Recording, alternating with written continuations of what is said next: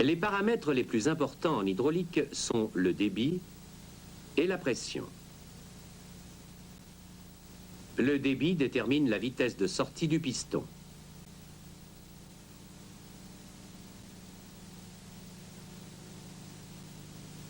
Un circuit hydraulique. La pompe à engrenage est entraînée par un moteur électrique. Conduite d'aspiration en bas, conduite de pression en haut. Mesure du débit. 1 litre en 5 secondes 7, c'est-à-dire 10 litres et demi à la minute. La pompe ne fournit le débit que contre la résistance du circuit. C'est la raison pour laquelle la pression est presque nulle. Une résistance hydraulique s'établit dans la conduite de pression. Une pression s'élève devant l'étranglement. Le moteur absorbe pour cette raison un courant électrique plus intense. Lorsque l'étranglement se resserre, la pression monte. Le courant électrique s'intensifie.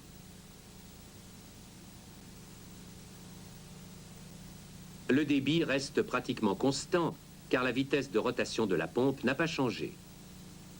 Il n'est donc pas possible de régler un débit donné seulement au moyen d'une soupape d'étranglement. Si la résistance hydraulique s'accentue encore, le débit finit par décroître quelque peu. On observe alors des pertes internes de la pompe.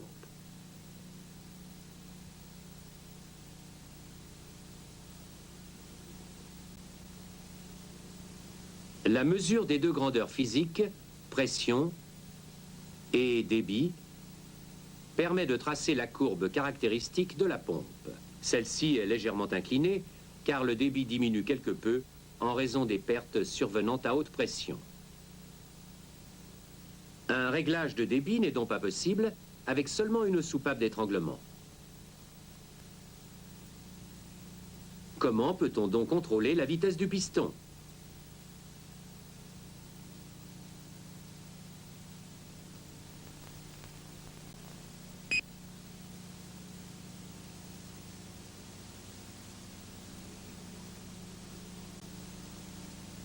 Le débit est engendré par la pompe à engrenage. En aval de celle-ci est incorporé un limiteur de pression. Le piston sort jusqu'en butée. La pression monte. Le limiteur de pression s'ouvre. Le débit total s'écoule alors à travers le limiteur de pression dans le réservoir. La pression maximum déterminée par le limiteur de pression est maintenue.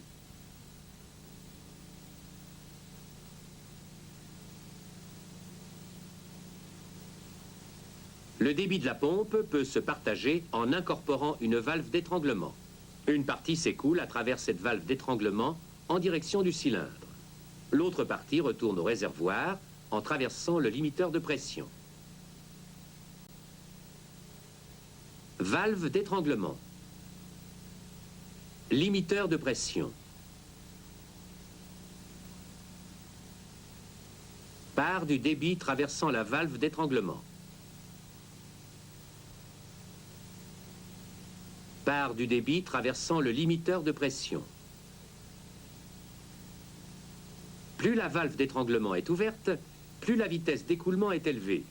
Le débit total s'écoule de nouveau à travers le limiteur de pression. Une faible différence de pression seulement apparaît au niveau de la valve d'étranglement lorsque le piston est chargé. Le débit y circulant est faible. La plus grande partie s'écoule à travers le limiteur de pression.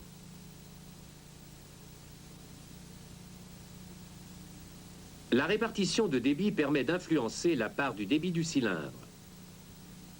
La somme des deux débits correspond au débit total de la pompe.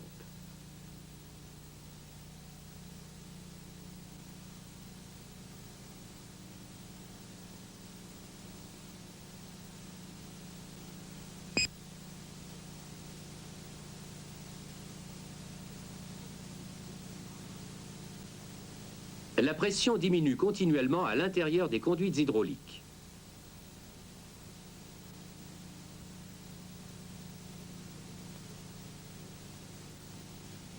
Au niveau d'un étranglement resserré, un diaphragme, la chute de pression est par contre plus élevée à l'étranglement.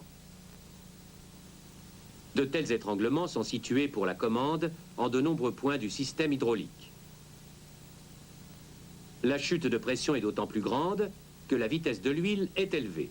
L'énergie de pression se transforme en énergie cinétique.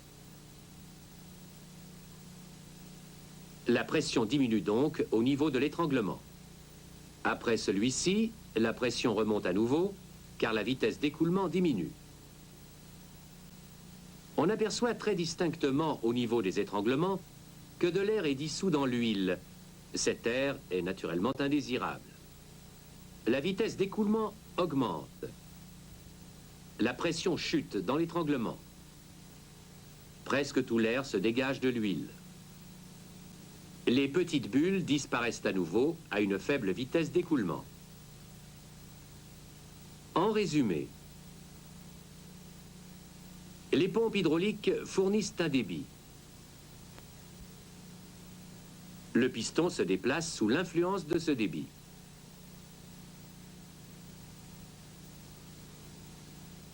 Toute résistance hydraulique engendre une pression que la pompe doit surmonter afin de maintenir le débit.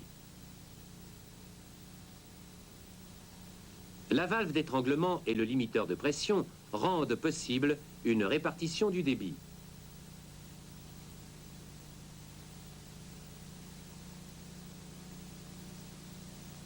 Permettant ainsi d'asservir la vitesse du piston. La pression diminue et la vitesse de l'huile augmente au niveau des étranglements. L'air dissous dans l'huile s'échappe alors et devient visible.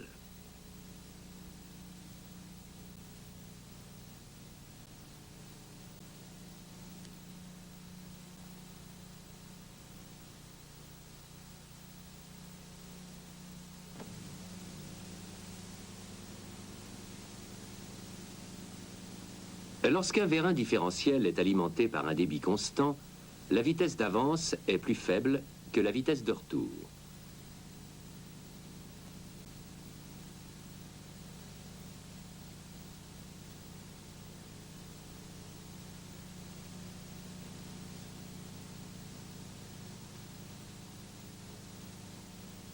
L'avance, encore une fois, en représentation symbolique.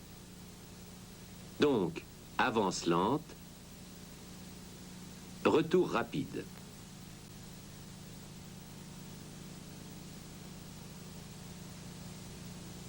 Ces vitesses différentes de rentrée et de sortie de piston sont dues aux sections différentes, côté piston et côté tige.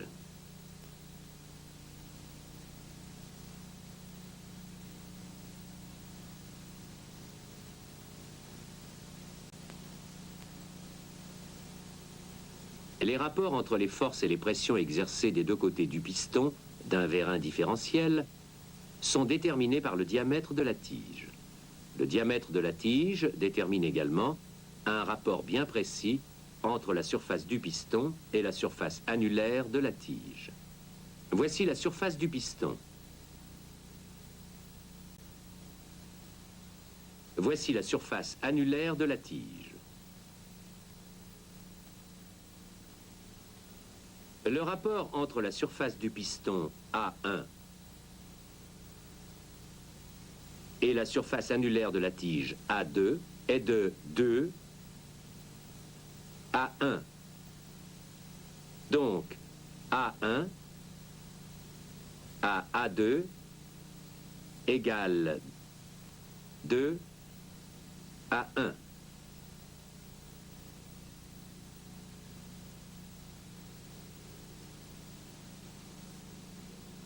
Nous n'étudierons par la suite plus que le vérin différentiel ayant le rapport de surface défini de 2 à 1.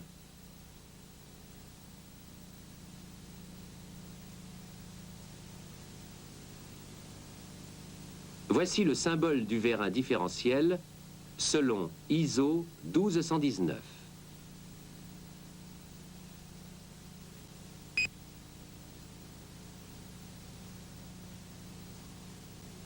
Le vérin différentiel ayant le rapport 2-1 permet d'atteindre, avec le circuit correspondant, des vitesses identiques à l'avance et au retour. Le volume de liquide déplacé côté tige est dirigé côté piston.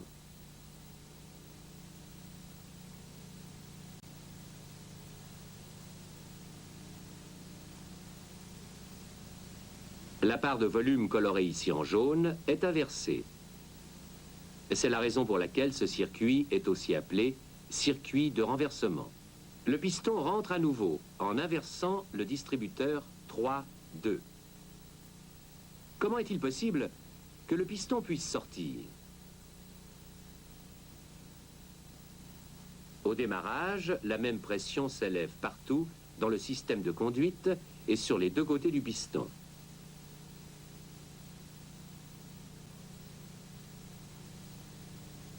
Une force s'exerce donc sur les deux côtés du piston. Le piston est pour cette raison mis sous tension hydraulique.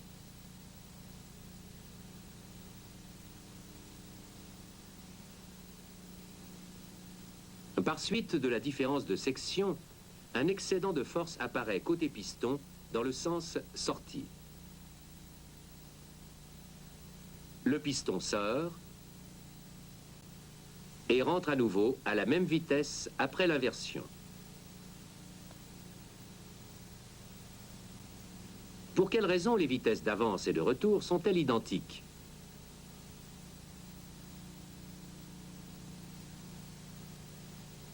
Voici la réponse. Surface du piston. Surface annulaire du piston. La surface annulaire du piston est égale à la moitié de la surface du piston. Nous pouvons nous représenter de manière simplifiée la chose suivante. Le courant de renversement agit sur la moitié de la surface du piston. Les deux forces opposées s'annulent.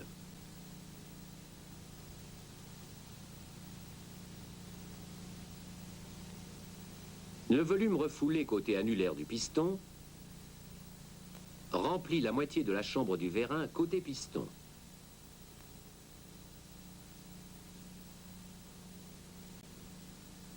Le débit de la pompe, représenté en rouge, agit sur l'autre moitié de la surface du piston.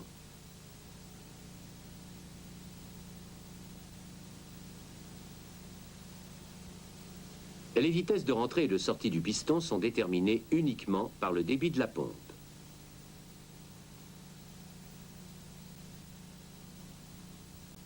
Conclusion.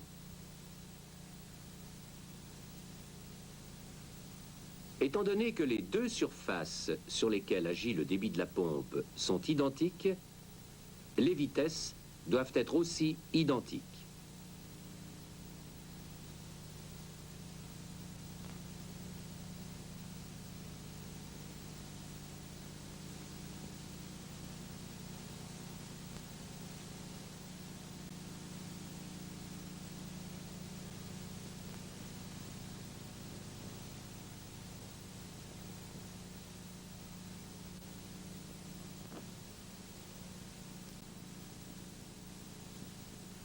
Les moteurs hydrauliques permettent, au cours d'applications techniques, de réaliser d'innombrables mouvements.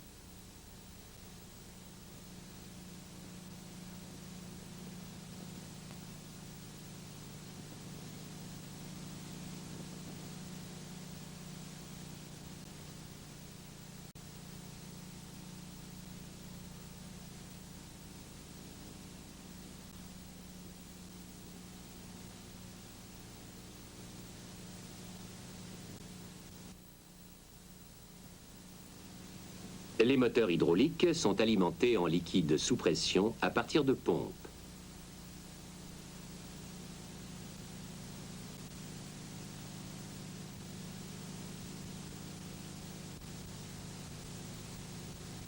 L'énergie du fluide sous pression est retransmise à l'intérieur du moteur hydraulique sous forme de couple.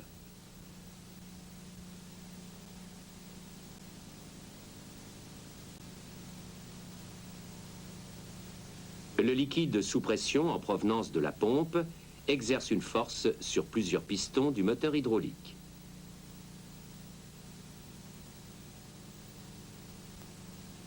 piston descend par glissement sur le plateau incliné et entraîne ainsi, en rotation, le tambour et l'arbre de sortie solidaire.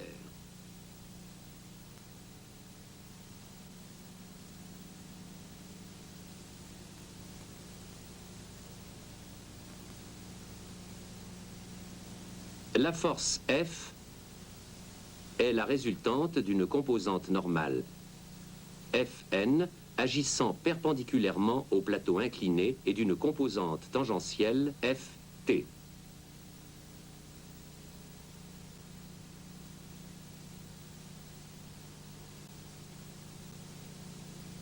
Le point d'application de la force Ft se situe à une distance r de l'axe médian.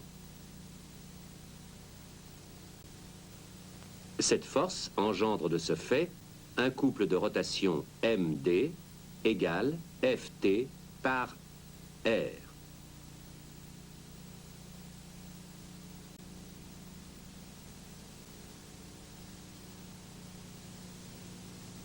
Afin d'obtenir un mouvement de rotation régulier, il faut que plusieurs pistons axiaux soient alimentés simultanément en liquide sous pression.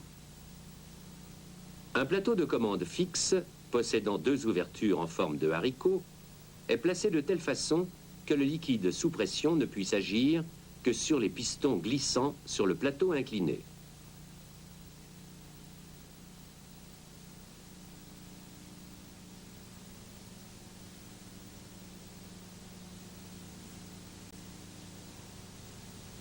L'une des ouvertures du plateau de commande est reliée au raccord de pression de la pompe.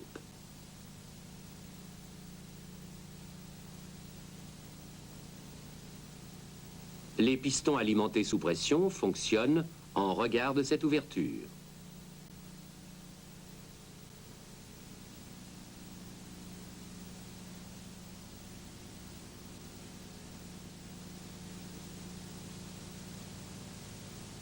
L'autre ouverture est reliée au réservoir.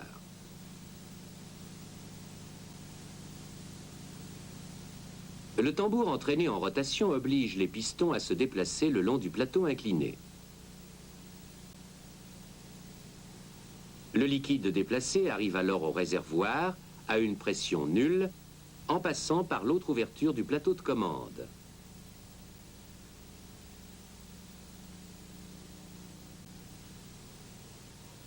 Le jeu entre les surfaces de glissement du plateau de commande et du tambour, ainsi que de l'alésage du cylindre et du piston axial, doit être ainsi réduit qu'aucune perte de pression sensible n'apparaisse. En revanche, le tambour doit aussi tourner aisément.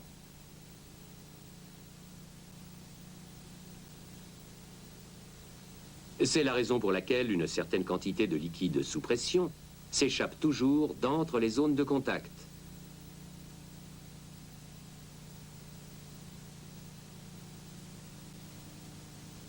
Le mécanisme d'entraînement du moteur hydraulique est protégé par un carter.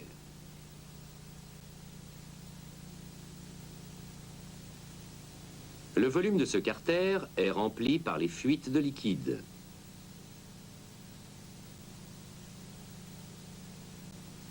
Le rôle des fuites de liquide consiste à graisser, à refroidir et à empêcher toute pénétration d'air. Elles sont constamment évacuées par le raccord situé sur la partie supérieure du carter.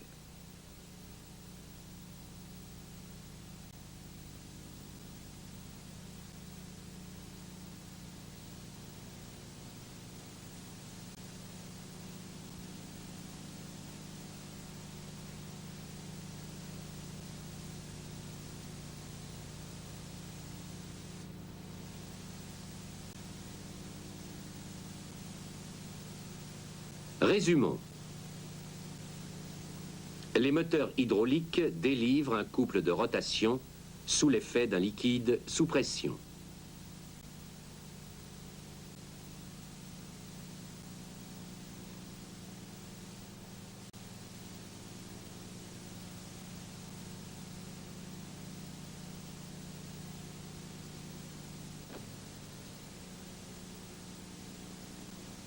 Les installations hydrauliques sont employées dans tous les domaines de la technique. De tels systèmes hydrauliques sont utilisés pour la transformation de l'énergie. À cet effet, un liquide est envoyé dans les conduites. La charge à déplacer représente une certaine résistance. Selon la valeur de cette charge, il peut se produire un arrêt du déplacement ainsi qu'une forte augmentation de pression non désirée.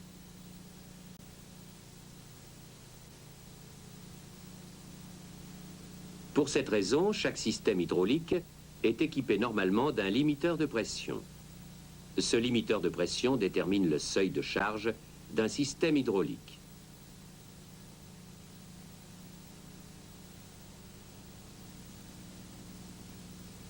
La pression maximale ou la pression du système désiré est réglable.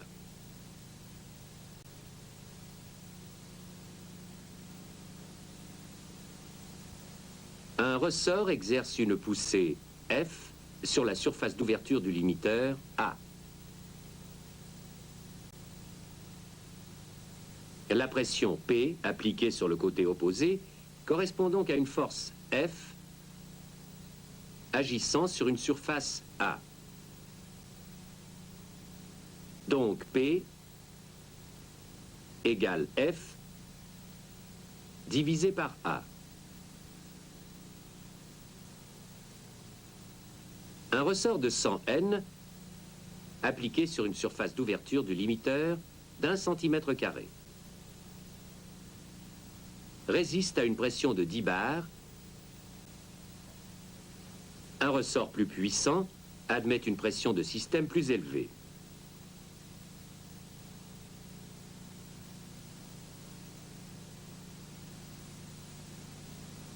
Un ressort plus faible diminue d'autant la pression du système.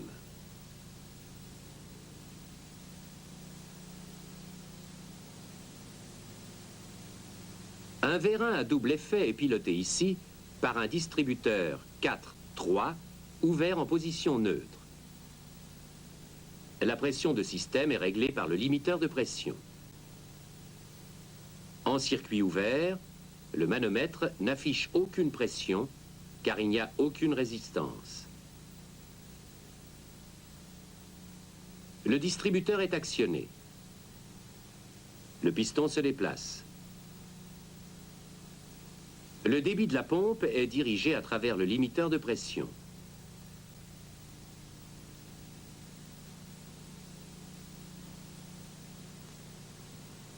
Le manomètre affiche la pression momentanée pré-réglée du système. Le distributeur 4-3 est commuté dans l'autre position extrême. Le piston rentre sous l'effet de la charge.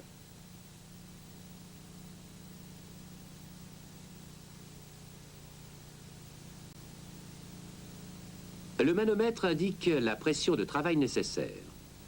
À la fin de la course du piston, le débit de la pompe reflue vers le réservoir en passant par le limiteur de pression.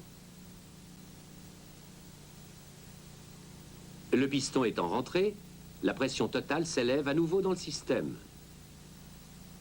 Le débit de la pompe circule à travers le limiteur de pression jusqu'à ce que le distributeur soit de nouveau amené en position neutre.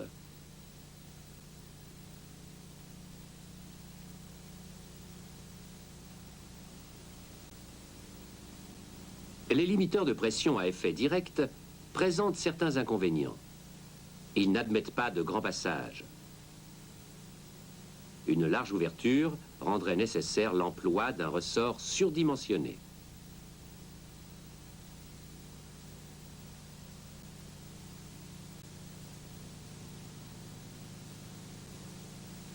Par contre, les limiteurs à effet indirect, ayant des dimensions identiques, admettent un grand passage.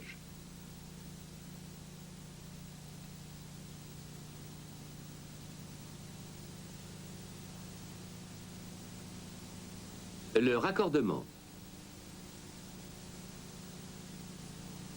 La valve de réglage principale munie d'un orifice d'étranglement.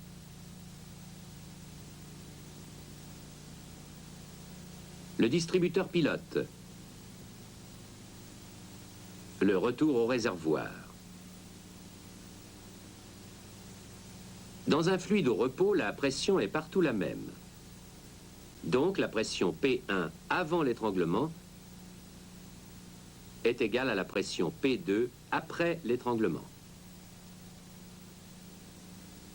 C'est également le cas lors de la montée en pression. Lorsque la force exercée par le liquide sous pression est supérieure à la force préréglée du ressort, le cône pilote se soulève de l'ouverture du limiteur. Le liquide sous pression s'écoule vers le réservoir.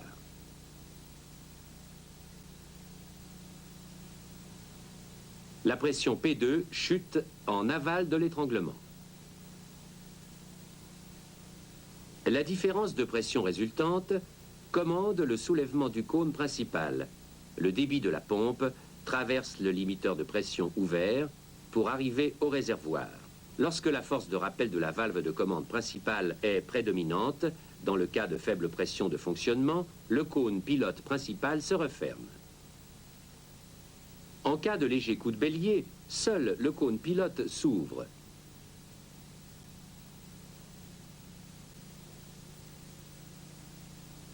Même ici, la pression maximum est déterminée par la force préréglée du ressort du distributeur pilote. Les limiteurs à effet indirect, valve pilotée. En résumé, les limiteurs de pression déterminent la limite de charge d'un système hydraulique. Les limiteurs de pression à effet direct conviennent à de faibles passages et réagissent rapidement.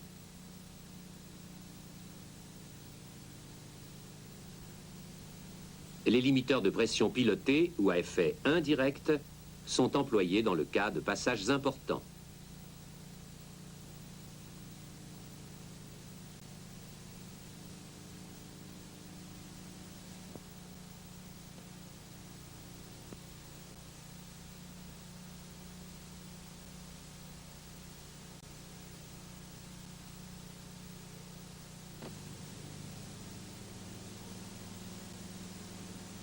Il est souvent indispensable, dans de nombreuses applications techniques, d'obtenir des mouvements uniformes malgré des conditions de charge très variables. Dans le cas d'une simple valve d'étranglement, la vitesse du piston diminue lorsque celui-ci est chargé. La vitesse d'écoulement du débit diminue en aval de l'étranglement, car la chute de pression au niveau de l'étranglement est réduite par la charge.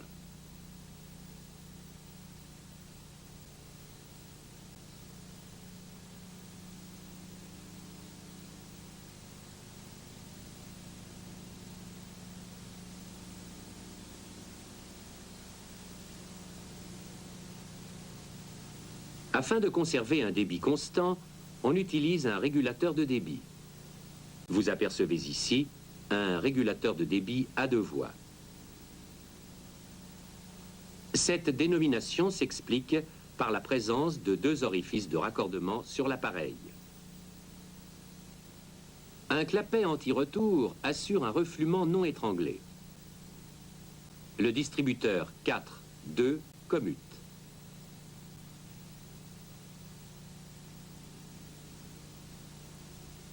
Le liquide traverse le régulateur de débit à deux voies. Le piston commence à sortir. Regardons l'évolution de la pression et du débit à l'intérieur du régulateur de débit à deux voies.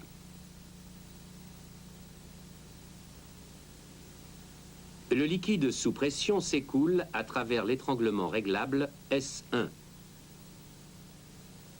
et la fente de régulation de pression S2 dans le vérin de travail. Le débit reste constant, même en cas de variation de la charge. Quelle en est la raison? Nous remarquons à l'intérieur du régulateur de débit à deux voies trois domaines différents de pression. P1, P2 et P3. Lors de l'écoulement au niveau de l'étranglement S1, se produit une chute de pression. P2 est donc inférieur à P1. Une autre chute de pression se produit au niveau de la fente de régulation S2. P3 est donc inférieur à P2.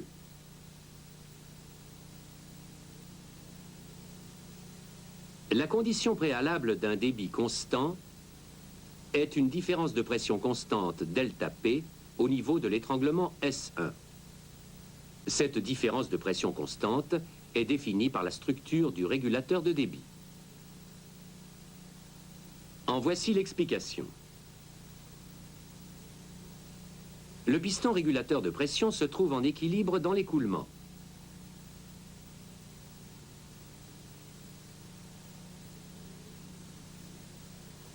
Étant donné que P2, en raison de la chute de pression au niveau de l'étranglement S1, est inférieur à P1, un ressort doit compenser cette différence de pression. Ce ressort FF agit sur la surface du piston et ajoute la pression P2 à PF. L'équilibre est donc réalisé.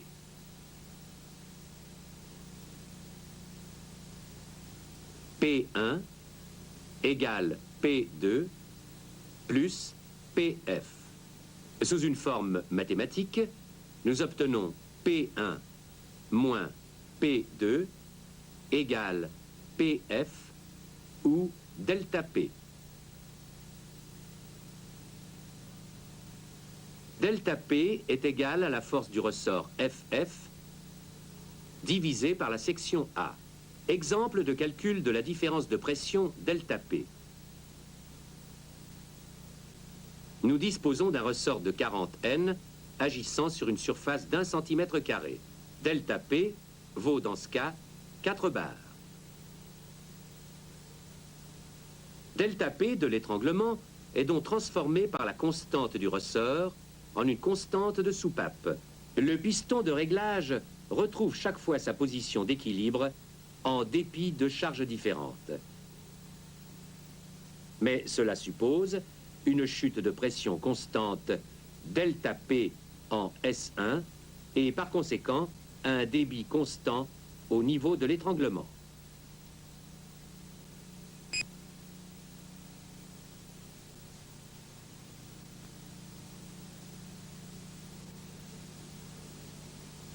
Les régulateurs de débit peuvent être de construction différente.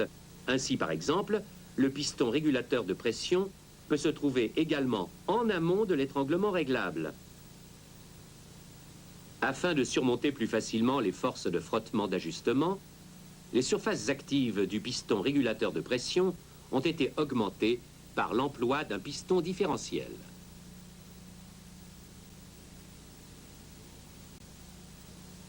La différence de pression constante entre P2 et P3 nécessaire à l'obtention d'un débit constant est dans ce cas également déterminée par le ressort de compensation FF et la surface du piston A. Même ici, le piston régulateur de pression oscille autour d'une position d'équilibre et donc une différence de pression constante au niveau de l'étranglement S1. La différence de pression entre P2 et P3 est compensée sur la surface A par le ressort FF.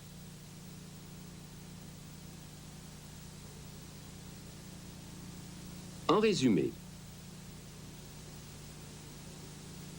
une vitesse de piston constante n'est possible que dans le cas où la chute de pression au niveau de l'étranglement reste constante.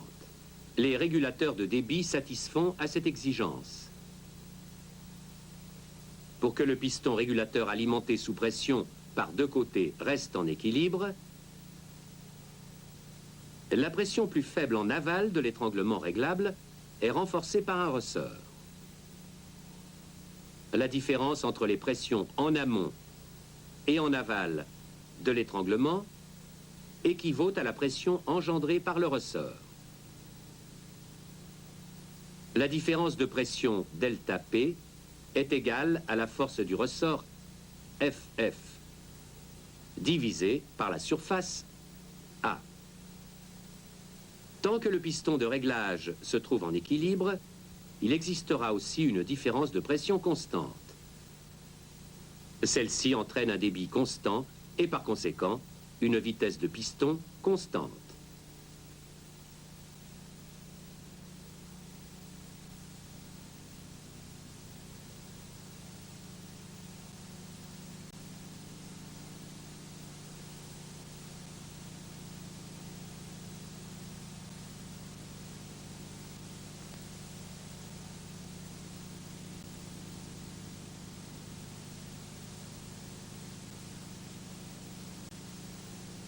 Lorsqu'une force constante est nécessaire sur des machines à commande hydraulique, la pression régnant à l'intérieur du vérin de travail doit également rester constante. Les régulateurs de pression satisfont à ces exigences. Le régulateur de pression réduit la pression à la sortie de l'appareil à une valeur plus faible. La pression P1 à l'entrée doit pour cela être constamment supérieure à la pression régulée P2 à l'échappement. La chambre de ressort doit être maintenue sans pression au moyen d'une conduite de fuite. Comment se produit une régulation de pression? Au repos, le piston de réglage est maintenu en fin de course par un ressort. Le liquide afflue à la pression P1. Il s'écoule à travers la fente de régulation de pression vers la sortie de l'appareil et simultanément le long d'un canal auxiliaire vers le piston de réglage. Il agit alors sur la surface A avec une force F. Si cette force F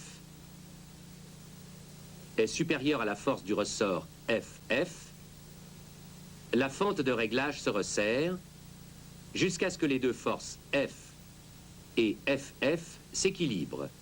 L'énergie de pression est transformée en énergie calorifique au niveau de la fente de réglage.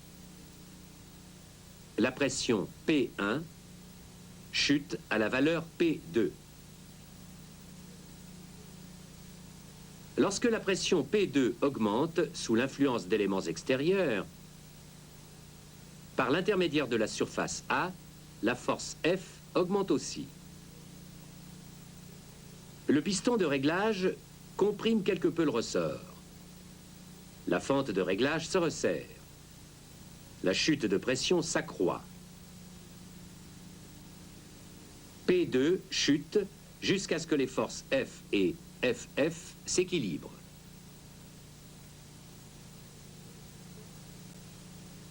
Le régulateur a réduit la pression à la valeur désirée préréglée P2.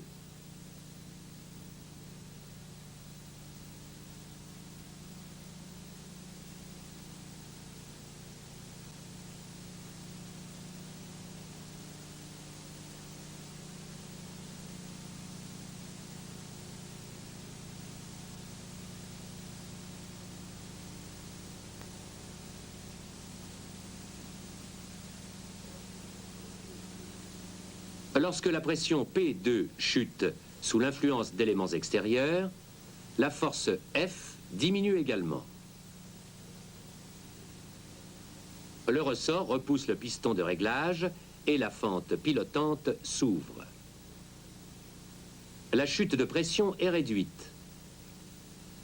P2 augmente jusqu'à ce que les forces F et FF s'équilibrent. Le régulateur a augmenté la pression à la valeur désirée préréglée P2.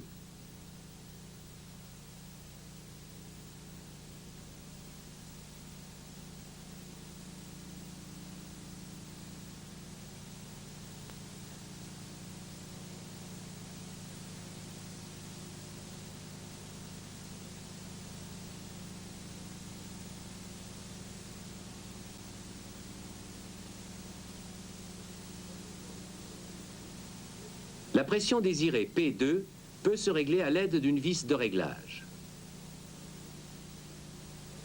Visser signifie augmenter la force du ressort. Une force F supérieure est nécessaire pour la compensation. On a besoin pour cela d'une pression P2 plus élevée. Serrer la vis de réglage entraîne donc une augmentation de la pression à la sortie de l'appareil. Voici un exemple. P2 égale FF divisé par A. P2 égale 80 N divisé par 1 cm² égale 8 bars.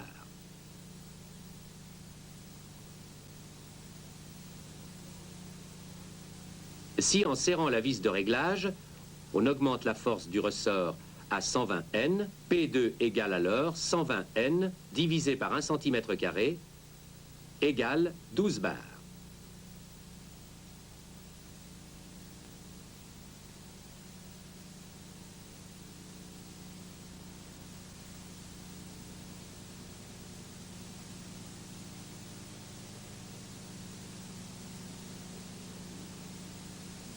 Dévisser signifie diminuer la force du ressort. Une force F inférieure est nécessaire pour la compensation. On a besoin pour cela d'une pression P2 plus faible. Desserrer la vis de réglage entraîne donc une diminution de pression à la sortie de l'appareil.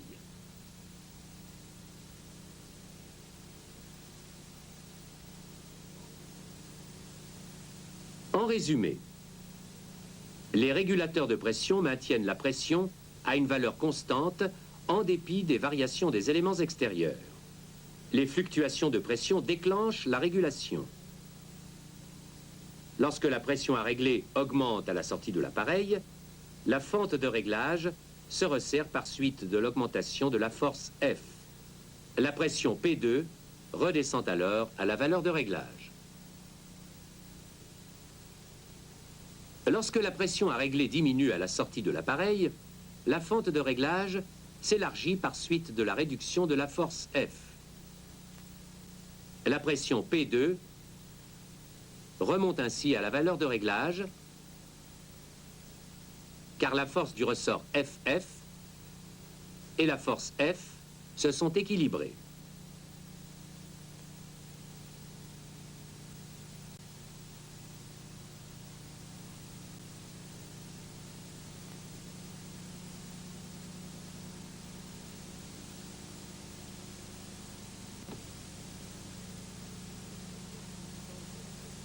Lorsqu'une force constante est nécessaire sur des machines à commande hydraulique, la pression régnant à l'intérieur du vérin de travail doit aussi rester constante.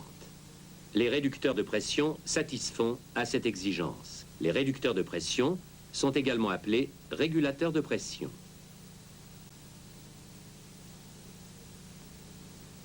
Le réducteur de pression réduit la pression P1 à l'entrée A de l'appareil d'une valeur élevée à une valeur plus faible, P2, à la sortie B de l'appareil. La pression P1 à l'entrée A doit pour cela être constamment supérieure à la pression régulée P2 à l'échappement B. La chambre de ressort est maintenue à une pression nulle au moyen d'une conduite de fuite. Comment se produit une régulation de pression ? Au repos, le piston de réglage est maintenu en fin de course par la force FF du ressort. Le liquide afflue à la pression P1. Il s'écoule à travers la fente de régulation de pression vers la sortie de l'appareil et, par l'intermédiaire de l'étranglement du piston de réglage, agit simultanément sur la surface A. Le liquide de pression exerce alors une force F transmise par l'intermédiaire de la surface A. Si cette force F est supérieure à la force FF du ressort, la fente de régulation se resserre. La pression chute jusqu'à ce que les deux forces F et FF s'équilibrent. La pression P1 est réduite à la pression P2. La force du ressort FF détermine donc la pression de sortie P2. L'énergie de pression est transformée en énergie calorifique au niveau de la fente de régulation. Le liquide de pression s'échauffe, la chaleur est évacuée par le liquide de pression.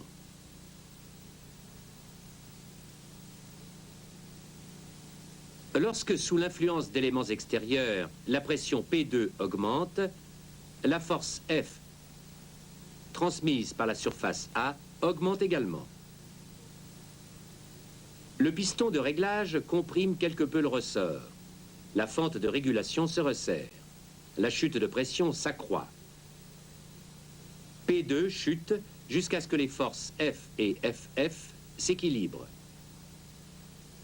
La soupape a réduit la pression à la valeur voulue préréglée P2.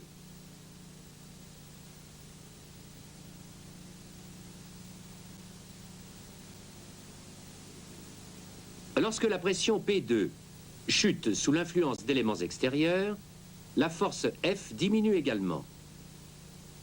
Le ressort repousse le piston de réglage et la fente de régulation s'élargit. P2 augmente jusqu'à ce que les forces F et FF s'équilibrent. La soupape a augmenté la pression à la valeur voulue préréglée P2.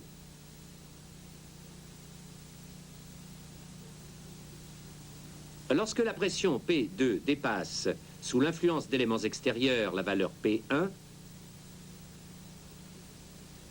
la force F devient supérieure à la force FF. Le piston est repoussé contre le ressort. Le passage de A vers B est obturé et simultanément l'ouverture vers T est libérée. P2 chute jusqu'à ce que les forces FF et F s'équilibrent de nouveau. L'échappement T est obturé et l'étranglement de A à B de nouveau ouvert.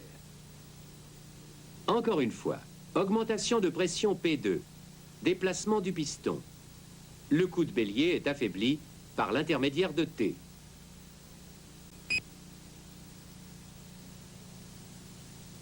La pression P2 peut être réglée à l'aide d'une vis de réglage.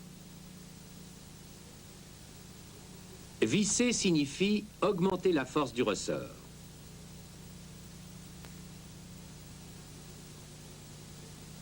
Une force F supérieure est nécessaire pour la compensation. On a besoin pour cela d'une pression P2 plus élevée.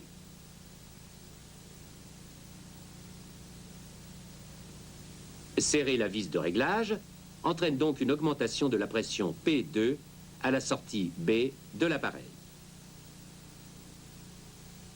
Voici un exemple. P2 égale FF divisé par A. P2 égale 80 N divisé par 1 cm². P2 égale 800 kPa. Si en serrant la vis de réglage, on augmente la force du ressort FF à 250 N, P2 égale alors 250 N divisé par 1 cm². P2 égale 2500 kPa.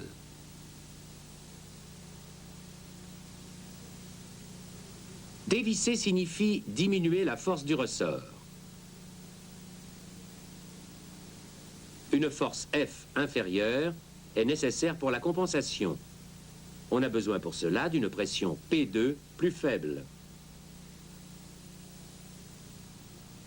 Desserrer la vis de réglage entraîne donc une diminution de la pression P2 à la sortie B de l'appareil.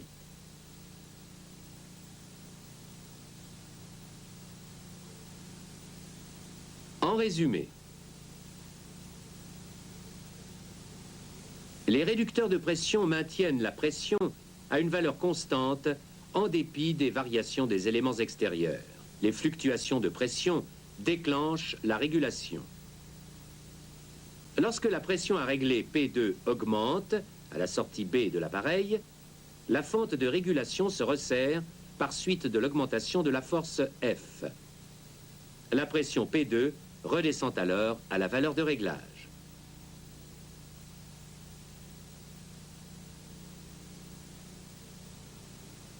Lorsque la pression à régler diminue à la sortie de l'appareil, la fente de régulation s'élargit par suite de la diminution de la force F. La pression P2 remonte ainsi à la valeur de réglage jusqu'à ce que la force FF du ressort et la force F se soient équilibrées.